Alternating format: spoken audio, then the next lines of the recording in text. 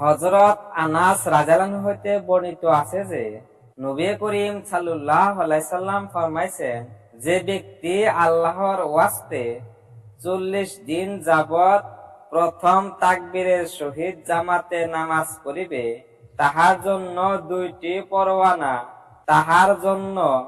দুইটি পরোয়ানা লেখা হয়। একটি জাহান্নাম হইতে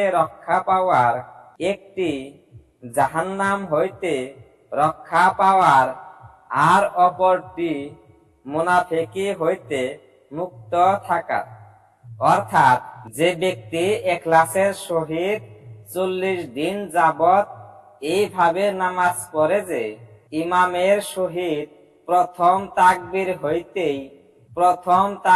হইতেই নামাজে শরীক হয়, তবে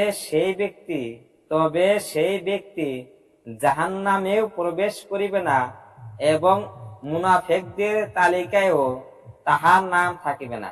মুনাফিক উহাদিগকে বলা হয়, যাহারা নিজেকে মুসলমান বলিয়া জাহির করে অথচ অন্তরে কুফর করে, ইহাদিগকে মুনাফিক বলা হয়।